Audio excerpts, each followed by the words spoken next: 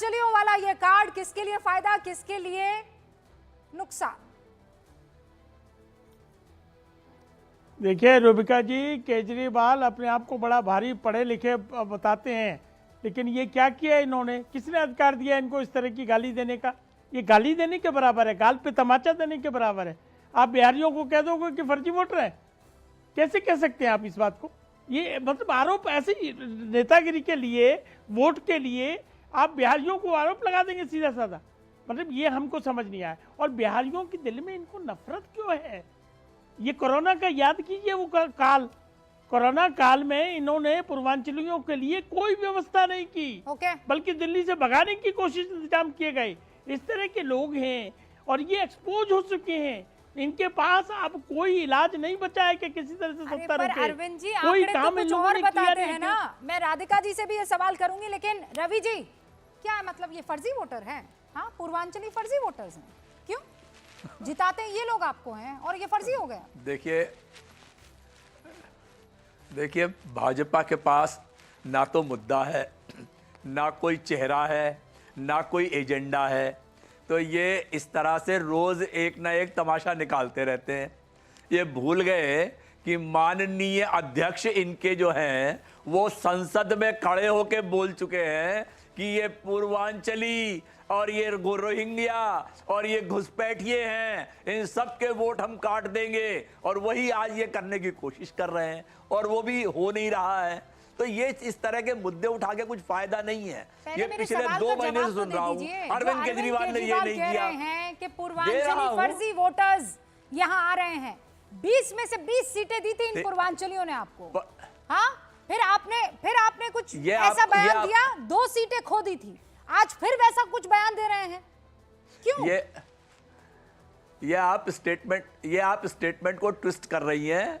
वो जा करके बाकायदा शिकायत करके आए हैं। इलेक्शन कमीशन के 2 इलेक्शन कमिश्नर उनको मिले, तो उन्होंने अपनी शिकायत दर्ज की है कि यहाँ पर फर्जी वोटर बनाए जा रहे हैं। बीवी संग बैठती हैं, कहते हैं कि नाम काटे जा रहे हैं। अब जब पूर्वांचलियों का नाम जुड़ रहा है तो कह रहे हैं कि फर्जी वोटर हैं। यू डिसाइड सर, एक पॉइंट डिसाइड कीजिए पहले आप। राज्यसभा के सांसद संजय सिंह की पत्नी का नाम काट दिया। और कौन सा आपको चाहिए कि किसका नाम जोड़ रहे हैं वहां पे? सांसद संजय सिंह, वो जौनपुर से आती है, वो भी पूर्वांचली है, जौनपुर से आती है वो। उनका ही नाम काट दिया, एप्लीकेशन दे दी काटने के लिए। तो अब अगर पूर्वांचलियों के नाम जोड़े जाएंगे तो फर्जी वोटर हो जाएंगे वो। देखिए, कोई भी वोटर फर्जी नहीं होना चाहिए, चाहे वो किसी भी पार्टी का हो। सीधी सी बात है। उसके बाद आप ये कहते हैं बिल्कुल, अगर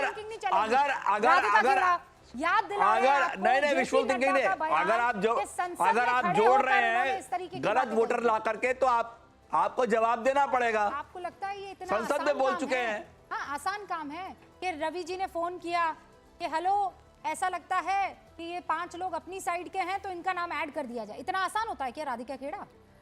सभी को वैकुंठ एकादशी की बहुत बहुत शुभकामनाएं। वैकुंठ एकादशी वाले दिन हम भगवान विष्णु की पूजा करते हैं। सत्य, धर्म और न्याय का प्रतीक भगवान विष्णु है और वो हमेशा से उनसे हमें ये सीख मिलती है कि सत्य ही धर्म है और सत्य से ही धर्म की राह मिलती है।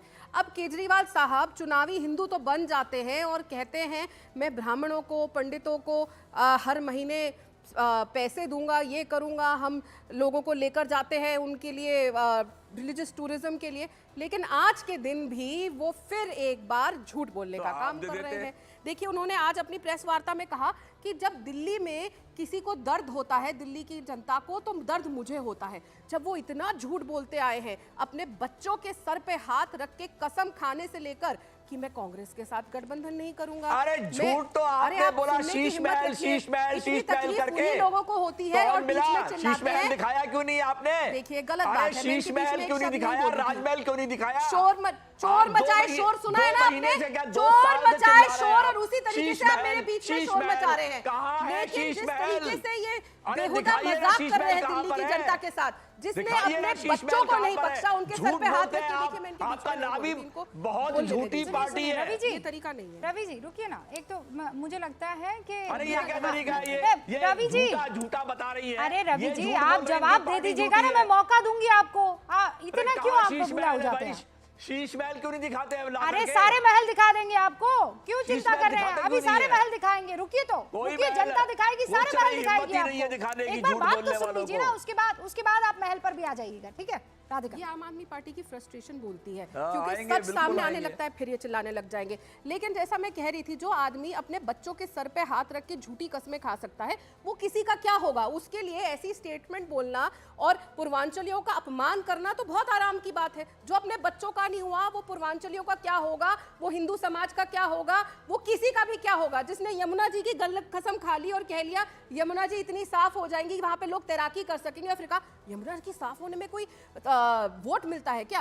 नहीं, पर मैं पूर्वांचलियों पर आऊंगी राधिका खेड़ा, प्लीज। यमुना जी बहुत मेजर रोल प्ले करती है। नहीं, पर मुझे ये बताइए, छठ पूजा के समय पूर्वांचलियों का हमेशा समर्थन विधानसभा के चुनावों में आम आदमी पार्टी को मिला है। मैंने आपको दिखा दिया पूरा, 20 सीटों पर ये 24% जो पूर्वांचली वोटर है वो इनको सपोर्ट करता है। तो वो ये क्यों कहेंगे कि फर्जी है और ये यूपी और बिहार से लाकर रख दिए गए हैं? देखिए, मैंने इसीलिए यमुना जी की भी बात करी, और वो कसम की इसलिए बात करी क्योंकि छठ पूर्वांचलियों के लिए बहुत मेन फेस्टिवल है। 4-4 दिन सब भूखे रहते हैं, जिस तरीके से वो मनाया जाता है। और आपने देखा है सबको वहाँ पे घरों के बाहर अलग अलग जगह पे गड्ढे खोदने पड़ रहे हैं, क्योंकि वहाँ पे हालत क्या हो जाती है यमुना जी की। इतने साल हो गए पूर्वांचली उन पे विश्वास करते रहे कि यमुना जी को साफ कर देंगे, लेकिन उन्होंने यमुना जी को भी ठग लिया। तो इंसान के लिए तो ऐसा बोला ही जाएगा। और इस बार आप देखिएगा रूबिका जी, इनका पाप का घड़ा भर चुका है। तो और आपको इन 20 सीटों में से कितनी सीटें आ जाएंगी? आपको लगता है ये वाला दाव आपका चल जाएगा? दाव क्या है? तो सच है, या यमुना जी आज तक साफ नहीं हुई, ये सच है। अरविंद केजरीवाल यमुना ने जी खुद तो कहा। मैं समझ में आता है, लेकिन ये जो आप कह रहे हैं कि सारे के सारे पूर्वांचली जो हैं वो, ये शब्द एक तो अरविंद केजरीवाल ने गलत इस्तेमाल किया है। बिल्कुल किया। अगर अरविंद जी को इस्तेमाल करना चाहिए था तो असल हिंदी शब्द जो है दोहरे रवैये वाला, ये जो है ये शब्द देखिए, कोई मतलब आप नहीं इस्तेमाल करते हैं। देखिए क्या है ना, आप अपने वोटर को पहले ही बोल रहे हैं कि वो नकली है, तो क्या वो लोग उनको वोट देंगे? और ये लोग इतने कंफ्यूज है, कभी चिल्लाने लग जाते हैं कि लोगों के नाम कटवा दिए, अब चिल्ला रहे हैं कि लोग बढ़ा दिए। एक लाइन पे तो रहिए, या तो हम लोग कटवा रहे हैं।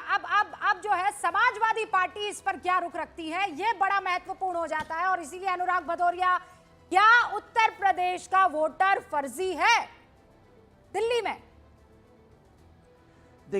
देखिए भारतीय जनता पार्टी पूर्वांचलों का कितना सम्मान करती है। जो पूर्वांचली का व्यक्ति वहाँ अध्यक्ष था, उसको तो अध्यक्ष पद से हटा दिया। क्यों हटा दिया भाई? पूर्वांचलियों से इतनी नफरत क्यों थी भाई? उसका जवाब दे दीजिए। दूसरा भी छठ मैया की बात कर रहे थे, छठ पूजा की। छठ पूजा पूर्वांचल के ज़्यादातर लोग, पूर्वांचल में छठ पूजा मनाया जाता है। यमुना अगर गंदी थी तो भारतीय जनता पार्टी की सरकार क्या कर रही थी? वहां भी तो भारतीय जनता पार्टी की सरकार है, आधी सरकार तो भारतीय जनता पार्टी की है। क्या भारतीय जनता पार्टी की केंद्र की जो सरकार है और राज्य में जो आधी सरकार है, क्या उनको पूर्वांचलों की चिंता नहीं थी कि वहां पे यमुना को साफ करते, जिससे छठ पूजा कर पाए? या इंतजार कर रहे थे आम आदमी पार्टी साफ नहीं करेगी तो चलो हम यहाँ पे साफ नहीं होगी और हम इशू बनाएंगे? माने आप सिर्फ इशू बनाने के लिए यमुना साफ नहीं किया आपने, कि हम इशू बनाएंगे इसलिए छठ मैया पे लोग पूजा करे, गड्ढा खोद के कर लिया, तो आप यमुना साफ करवा देते। आपकी तो जिम्मेदारी थी। आप भी तो कहते थे ना हम स्वच्छ भारत बनाएंगे, स्वच्छ भारत होगा, तो क्या आपकी कोई जिम्मेदारी नहीं है? केंद्र में रहते हुए केजरीवाल साहब के इस बयान का जिम्मेदारी अभी भी आप लोगों का समर्थन है उनको?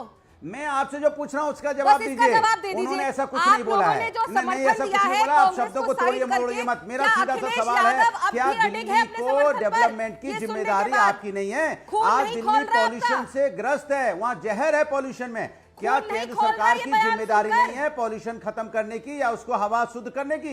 उसमें तो दिल्ली भी तो इस देश के अंदर आती है कि देश से अलग है। केंद्र में आपकी सरकार है, या आप हाथ में हाथ ऐसे रख के बैठे रहते हो? नहीं नहीं नहीं, पॉल्यूशन गंदा होने दो, यहाँ पे जहर भरने दो, लोगों की अगर सांस की बीमारी हो रही तो होने दो। हम तो बैठे देख रहे हैं। जनता भी इस बात को जानती है।